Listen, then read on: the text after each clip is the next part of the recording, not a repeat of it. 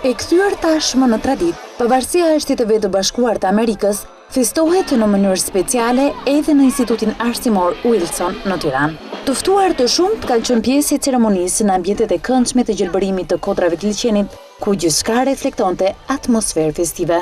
Ambasadori amerikan Alexander Arvizu ka shkëmbyer urimet me të gjithë ftuarit e tij të veçantë për të gjithë amerikanët.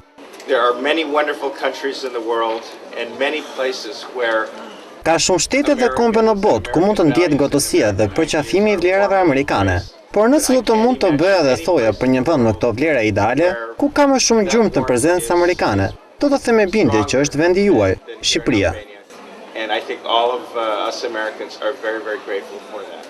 Pasi falenderoi pjesëmarrësit dhe ata që mbështetën këtë eveniment, Arvizu ftoi presidentin e radio televizionit Ora News, zotin Lindroqi, për të prerë tortën i dizenjuar me ngjyrat kombëtare amerikane.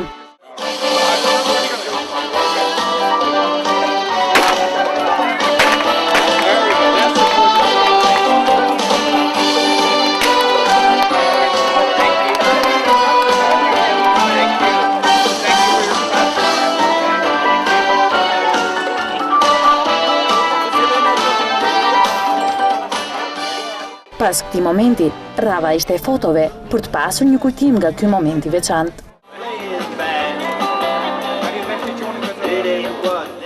Mes urimeve dhe bisedave miqësore, ambasadori Arvizu vendosi të bashkohet hapësirës së kompanisë Yldon si një ndër promotorët e këtij aktiviteti. Si mik i shqiptarëve, i shoqëruar nga zoti Ndroqi dhe bashkëshortja e tij, Arvizu nuk mund të mos provonte shije negatimeve tradicionale, siç ishte ajo e mishit në hell.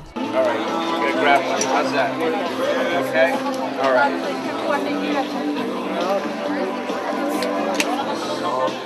Në biseda miqësore dhe vlerësuese, ambasadori amerikan qëndroi për minuta të tëra mes të pranishmëve për të festuar në mënyrë të veçantë dhe tradicionale evenimentin më të madh të Shteteve të Bashkuara të Amerikës. Pas kësaj pritje miqësore, Alexander Arvizu do të lërë për pak ditë Shqipërinë për të festuar në vendin e tij vitin e 235 të pavarësisë së Shteteve të Bashkuara të Amerikës.